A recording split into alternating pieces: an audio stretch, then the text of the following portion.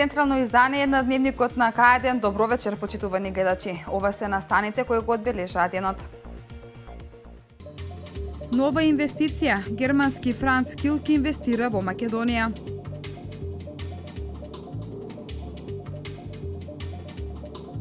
Акција за бесплатно мерење на крвта се спроведе во општина Кавадарци.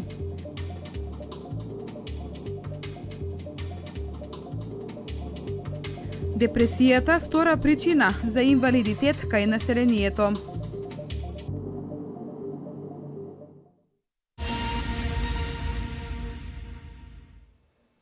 Вчера вечер од протестите во Велес испратена порака до домашните и европските политичари. Не го уништувате она што е вечно. Велешани уште еднаш покажаа дека се против тиранската платформа и двојазичност во Република Македонија. Одредени политичари секојдневно не убедуваат дека не постоела платформа, дека не постои декларација, а и пилињата во гората знаат дека тие ја подпишаа платформата, рече вчера вечер Славе Радевски, еден од поддржувачите на граѓанската иницијатива за заедничка Македонија. Тој потенцира дека македонскиот народ се освестил и обединил околу црвено-жолтите бои со цел да ја зачува Македонија и да ја остави на идните генерации како унитарна држава. Граѓанската иницијатива за заедничка Македонија се разбуди на време и ние ќе победиме. Ние сме на вистинската страна и ние ќе успееме. Македонија е тврд орев, македонски народе. Од Букурешкиот договор не успеале да го скршат. Нема ни со тиранската платформа да го скршат. Ние ќе ја скршиме тиранската платформа. Ние издржуваме. Кој сака тиранска платформа? Во Република Албанија. Таму нека ја спроведува. Во Македонија ќе се спроведува македонска платформа. На македонски јазик. Испишана со златните букви на македонски јазик. Оваа масовност, овој број на поддржувачи покажува дека македонците кажуваат не за платформата, не за бинационалност, на младите да им покажеме како се сака родната земја, порача Елизабета Митревска. Тие мали, мили нешта ги воспитувам и ги учам. Ги учам на следниве морални работи. Бидете горди и честни македонци. Сакајте ја својата земја како што се сакате вие. Бидете истрајни во своите намери, борете се за својата цел. Тоа се одликите на македонецот. На видно место во мојата училница стојат македонските обележја. Знамето го цртаме на часот по ликовно образование. Химната гордо ја пееме на часот по музичко, а на часот по општество го опишуваме нашиот грб, кој изобилува со убавините на нашата прекрасна мила Македонија. Од Велес испратен апел до домашните и европските политичари. Немојте да го уништите она што е вечно и она за што дедовците наши се бореле и со многу крв го освоиле, независна сопствена татковина Република Македонија.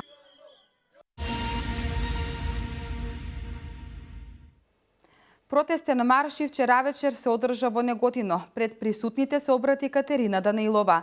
Таа говореше за славната, но и крвава историја на македонскиот народ, полна со распарчувања, неправди и омаложувања. Нагласи дека македонскиот народ не е наивен, за да може да се излаже и изманипулира. Мојата македонска крв ме обврзува за секогаш да копнеам бескрајно, да ја сакам и никогаш да не се откажам од мојата единствена земја, порача од протестниот марш во Неготино Катерина Данаилова. Ако се свртиме кон нашето минато, продолжи Данаилова, единствено ја гледаме нашата славна историја, полна со распарчувања, неправди и омаловажувања. Моите предци беа казнети затоа што се македонци. Тие не можеа да си ги посетат огништата. Им беше забрането да ги посетат македонските цркви и гробови, да се насмеат и да заплачат на македонски, да им се чуе зборот македонски им беше забрането. Ова се лекциите кои со камшик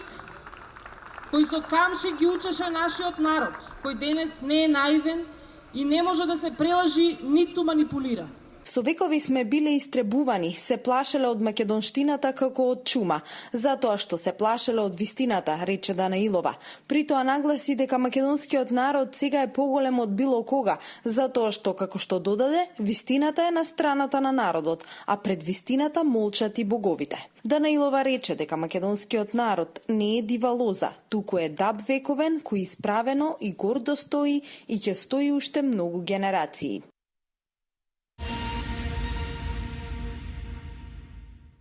Доцнат субвенциите за 2016 година, што на земјоделците им следуваат по закон, иако новата реколта веќе започна. Доцнат субвенциите и за 2015 и 2014 година. Земјоделците немаат пари за да го поменат месецот, а веќе мора да прават нови вложувања, истакна Митко Керов од партиската говорница на СДСМ во Кавадарци. Да имаше нова влада, земјоделците веќе ќе ги имаат добиено своите субвенции, а че може да ја користат и зелената нафта, која е 50% поевтина од досегашната. Со нова влада, земјоделците ќе добиваат и повисоки субвенции. Затоа, мора итно да се одблокира работата на парламентот, да биде избран председател на собранието и нова реформска влада, која ќе се грижи за сите граѓани на Република Македонија. До 15 мај трае барањето за субвенции за млеко. Барањата може да се поднесат по електронски пат или директно во подрачните единици на Министерството за земјоделство, шумарство и водостопанство. Катерина Нацева со деталите. Во тек е поднесувањето барања за директни плаќања за произведено и продадено овчо, козјо и кравјо млеко за периодот од октомври до декември 2016 година. Млекопроизводителите своите барања може да ги поднесат по електронски пат или директно во подрачните единици на Министерството за земјоделство, шумарство и водостопанство. Од Агенцијата за поттикнување на развојот и земјоделството велат дека како советодавна служба им стојат на располагање на земјоделците во делот на плезирањето. Се примаат откупните белешки моментално при продачните единици на Министерството за земјоделство. Почнате рокот ќе трае до 15 мај. Значи тоа се примаат откупните белешки на нивното млеко, на кравите, на овците и на козите. За месеците 10, 11 и 12 од минатата година. Значи само за тие 3 месеца, а понатаму ќе дојдат и за другите месеци сега што следат. Значи треба да се знаат дека со тие 3 откупни белешки треба да дојдат со оригиналните белешки, треба да имаат и копија од РБО и да си ги поднесат во Министерството за земјоделство. Тоа значи поддршка од 3,5 денара по предадено млеко во овластени капацитети. Значи додаток. Откупната цена е едно што им даваат откупувачите, ова е од страна на државата како субвенција, 3,5 денара по предаден литар млеко. Образецот за поднесување на барањата, како и потребната документација, може да се подигне во агенцијата или да се превземе од веб страницата во полето Директни плаќања 2017 образци. До 15 мај завршува и рокот за поднесување барања за субвенции за несилки внесени во капацитет за производство на јајца, за што висината на субвенцијата изнесува 100 денари. Од агенцијата исто така потсетуваат дека на 15 мај истекува и рокот за поднесување барања за мерките по површина и грлодобиток.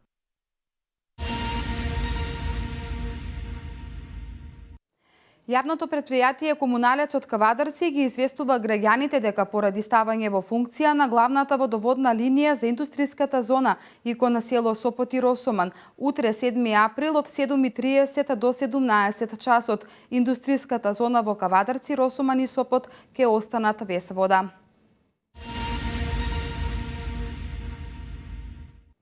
Депресијата е еден од најчестите проблеми од кои страдаат граѓаните. Од депресија во светот боледуваат 322 милиони луѓе, а во изминатите 10 години бројот на заболени е зголемен за повеќе од 18%. Според психолозите, превентивата е најголемиот лек. Депресијата е водечки фактор за лоша здравствена состојба и работна неспособност, сметаат од Светската здравствена организација. Од депресија во светот боледуваат 322 милиони луѓе, а во изминатите 10 години бројот на заболени е зголемен за повеќе од 18%. Депресијата влијае на расположението кај човекот, но и во социјалната средина. Депресијата има повеќе симптоми и ки различни луѓе не може да се јавуваат сите симптоми и не мора да бидат со ист интензитет. Најчесто симптомите се чувство на потиштеност, чувство на безпомошност, тага, апатија, не се покажува интерес, намалена е концентрацијата, вниманието. Истата внесува бројни промени кај човекот, но не може сама по себе да се излечи.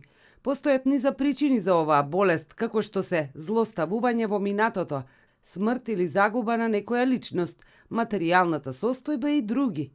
Депресијата е вториот по големина причинител на инвалидитет, а во регионот на Европа годишно се случуваат 128.000 самоубиства. Бројот на лица со депресивни нарушувања во овој регион изнесува 40 милиони, како апсолутна бројка, а во смисол на застапеност или како што ние велиме преваленца на депресијата по држави се движи некаде од 3,8% до дури 6,3% во некои држави. Од вкупното население. Димитриев вели дека неопходно е да се работи на надминување на стигмата, на обележувањето на луѓето кои се со вакво заболување, како и подигнување на свесноста и кај заболените и кај околината. Најлошото сценарио, например, кое може да се случи и се случува од депресиите, доведува е самоубиството, што инаку е втора водечка причина за смрт кај возрастната група од 15 до 29 години, после сообраќајните несреќи во патниот сообраќај кои се убедливо на прво место. Највисоки стапки на самоубиства има во земјите со понизок стандард. Евидентно е дека се поголем број млади луѓе заболуваат од оваа болест. Психолозите велат дека превентивата е најголемиот лек. Треба да одиме во насока и родителите, и ние што сме стручните служби, посебно што работиме во училиштата, повеќе да разговараме со децата, повеќе да се доближиме до нив, да не ги оставаме сами. За жал, конфликтната ситуација, она што се случува на Балканот, па да земе економска и политичка, сето тоа влијае на младите. Лекувањето на депресијата со психотерапија или со антидепресиви е делотворна и економична опција.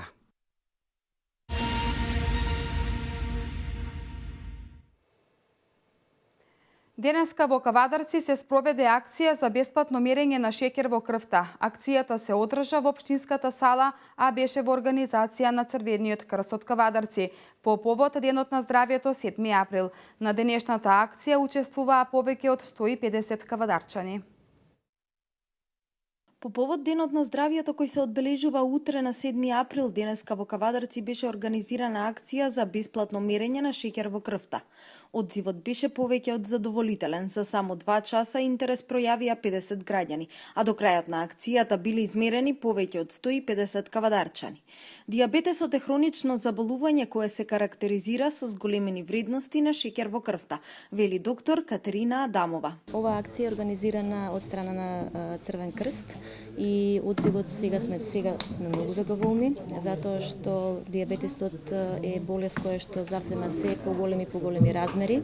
Само во Македонија има околу 180.000 пациенти со шеќерна болест, голем дел од нив се на инсулинска терапија, уште поголем број од нив развиваат дијабетични компликации, така да идејата на Црвен крст за оваква акција е одлична, за да можеме да ги фатиме оние луѓе кои што имаат така наречен скриен шеќер, за да можеме да ги превенираме брзиот развој на дијабетесот и брзиот развој на дијабетичните компликации. Ваквите акции се одлична можност за граѓаните, бидејќи благодарение на нив се открива и скриен шеќер во крвта, за кој што пациентот нема никакви симптоми, изјави доктор Адамова. Одреден дел од граѓаните кои што дојдоа сега, значи откривме дека имаат скриен шеќер, еден дел имаат дијабетес, така да доаѓаат чисто за проверка. За жал, тие што имаат дијабетес гледам дека не се добро регулирани, така да им советуваме контрола кај нивните лекари, корекција на нивната терапија, а кај тие кои што откриваме поголеми вредности од предвидените од нормалните, им советуваме да направат орален гликоза толеранс тест или така наречен тест за скриен шеќер кај нивниот доктор со соодветен совет, значи за терапија или само за диета. Целта на овие акции е да се подигне свеста на населението за опасноста од дијабетесот како болест која се повеќе завзема замав во секојдневието.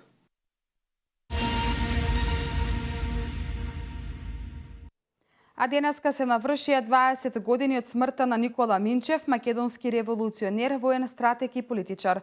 Во негова чест беше положено свежо цвеќе пред спомен бистата во алејата на великаните во паркот на револуционерите. Кавадарци денеска одбележа 20 години од смртта на Никола Минчев, македонски револуционер, воен стратег и политичар. На неговата спомен биста во алејата на великаните беше положено свежо цвеќе од страна на неговите најблиски, градоначалникот, Сојузот на борци, представници од музеот на град Кавадарци и други. Пред присутните за неговиот лик и дело зборуваше историчарот Петре Камчевски. Бил министер за финансии во владата на Социјалистичка федеративна република Југославија и директор на Сојузниот завод за стопанско планирање. По враќањето во Македонија 1965 година Никола Минчев ги извршил највисоките републички функции. Бил председател на Собранието на Република Македонија и председател на владата на Република Македонија. Минчев како прв министер за просвета на првата влада на Република Македонија ја подпишал првата македонска азбука и првиот македонски правопис. Него му се препишува највисоката заслуга за изградба на комбинатот за фероникел Фени во Кавадарци, кој што денеска е една од локомотивите во македонското стопанство, нагласи Камчевски. Неговата ќерка Билјана Минчева Шукарова изрази благодарност што кавадарчани го чествуваат овој ден и дека е горда што потекнува од овој град. Почитувани присутни, почитувани соборци на татко ми, почитуван градоначелник Панов, почитуван Перо Камчев и сите други. Би сакала да се заблагодарам во моје име и за жал не во име на мојата фамилија, бидејќи јас сум единствена жива од мојата најблиска фамилија и сестра ми и мајка ми се починати. Меѓутоа би сакала на сите кавадарчани им се заблагодарам што се сеќаваат на татко ми, не само денес на 20 години од неговата смрт, туку и на 100 години од неговото раѓање, каде што се приради една убава и пригодна свечаност и во секој случај горда сум што сум кавадарчанка. Инаку пред неколку години во чест на Никола Минчев, локалната самоуправа го преименуваше булеварот Едвар Карделј во Никола Минчев, а исто така планирана е изградба на спомен соба во музеот на вкусови.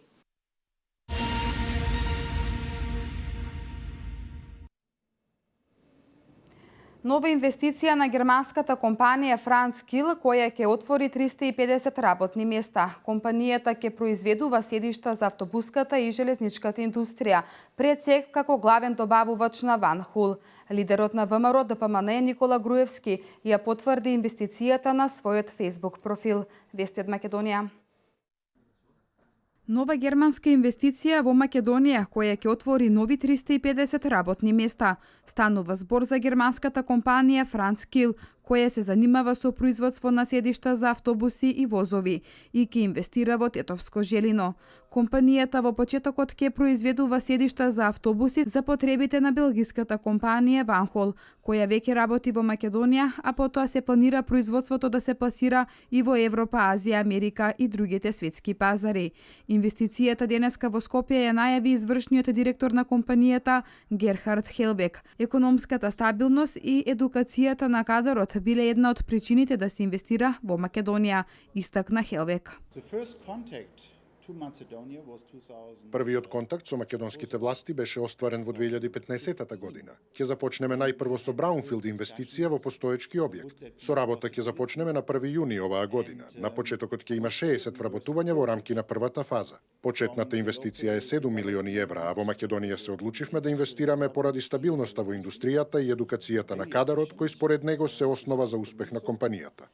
Ваквите инвестиции се дополнителен ефект од веќе постоечките компании кои инвестирале во Македонија, рече првиот човек на технолошко-индустриската развојна зона Виктор Мизо. Во Македонија ќе се произведува целото седиште, значи тука ќе има метални компоненти, тука ќе има CNC машини, тука ќе има заварување на овие компоненти, но истовремено ќе се прават и навлаките за седиштата. Значи целото седиште ќе биде изработено во Македонија и потоа ќе биде вградено во автобусите на Ван Хул и тоа е првата фаза со околу 60 вработени, но потоа според нивните планови и она што значи големина на фабриките како во Полска, така и во Турција, планот е да се стигне и до околу 350 вработувања. Во иднина се планира да се произведуваат и седишта за железничката индустрија, со што се очекува Македонија да има директен извоз и за Европа, Азија и за САД.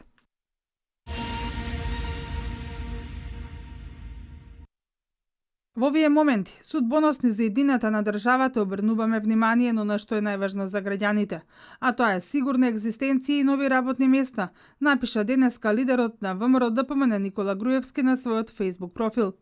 Таа наша борба е нашето ветување за секој еден граѓанин. И македонците, и албанците, и турците, ромите, власите, србите, бошњаците и сите останати делат слични и исти потреби и се соочуваат со исти или слични предизвици.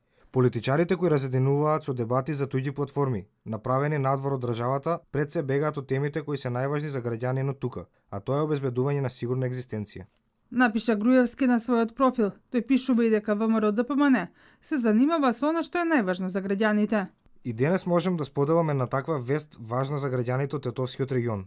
Се исполни она што го најавив пред 2 месеци. Водечкиот производител на седишта за автобуси и возови во Европа, германската компанија Франц Хел, ќе започне со работа во Желино Тетовско. Првичните контакти со оваа компанија беа остварени во декември 2015 година со поддршка од компанијата за производство на автобуси Ванхол во техничко-индустријската развојна зона Скопје 1. Напиша Груевски на својот Facebook профил, додавајќи дека ова инвестиција е важна, затоа што доаѓа во исклучително турбулентен период.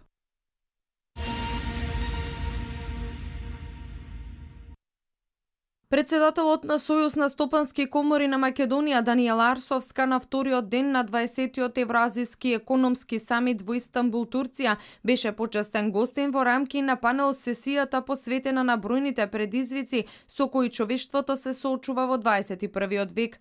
Арсовска истакна дека фокусот бил ставен на бегалската криза и опасноста од тероризмот. Во вториот ден на 20-тиот Евразиски самит во фокус сме со бегалската криза и мигрантскиот бран, кои што имаат навистина голямо влијание врз економијата, не само во Република Македонија, туку и низ цела Европа. Се надеваме дека ќе произлезат навистина важни заклучоци од денешниот ден, така што ќе можеме нормално да изнајдеме некои заеднички решенија за тоа како да кажеме ја олесниме најпрвен она кое што се случува во овој момент со бегалците на нашата јужна граница и секако да го минимизираме ефектот од кој што го има македонската економија од истото. На самитот учествува и Сафет Софтик, председател на собранието на ИЗИ во Босна и Херцеговина, доктор Акан Сувер, председател на МГФ, Бегјан Какајанов, заменик министер за економија на Туркменистан и Кенан Храповик, министер за здравство на Црна Гора. На вториот ден од самитот своје обраќање има и председателот на Република Македонија Ѓорги Иванов, Бујар Нишан, председател на Република Албанија и Хајнц Фишер, поранешен председател на Австрија.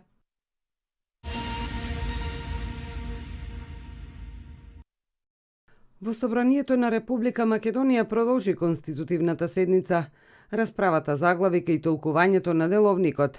Социјалдемократите преку Оливер Спасовски побараа прекин на расправата по точката за избор на членовите на Комисијата за избори и именувања и почеток на дискусија по следната точка – избор на собраниски председател. Пратениците на ВМРО ДПМН, но и председавачот Велјановски, сметаат дека таквото барање е кршење на деловникот. Член 79, став 1, вели дека собранието не може да расправа по прашања за кои матичното работно тело и законодавно-правната комисија не зазеле став. По четвртата точка, матично тело е Комисијата за избори и именувања, истакна Илија Димовски од ВМРО ДПМН. Конститутивната седница за избор на членови на Комисијата за избори и именувања и председател на собранието продолжува.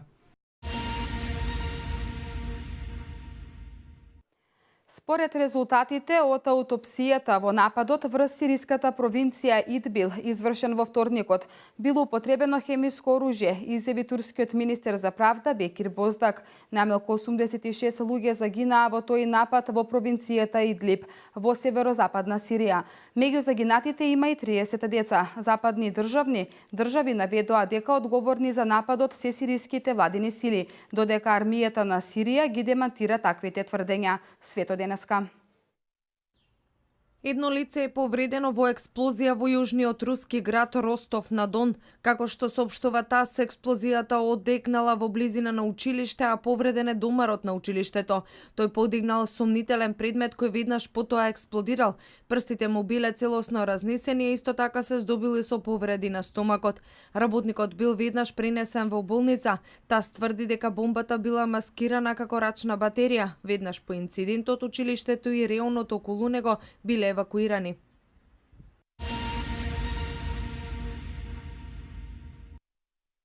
Властите на Австралија соопштија дека добиле информации за можен терористички напад за време на одбележувањето на годишнината од битката кај Галиполи во Турција, кон крајот на овој месец.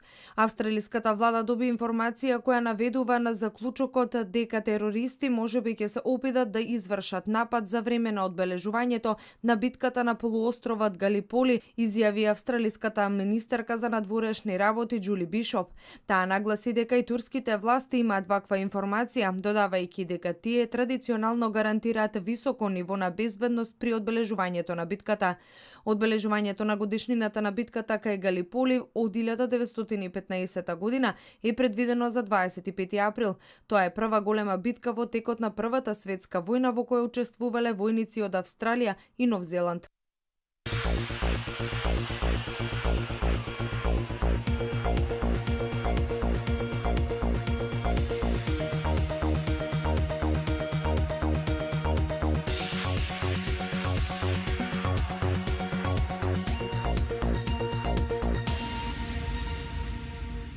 Во текот на утрешниот ден се очекува да имаме слично време како и денешното, каде ќе имаме и засилен ветер долж поврдарието. Температурата се очекува да достигне до 19 степен.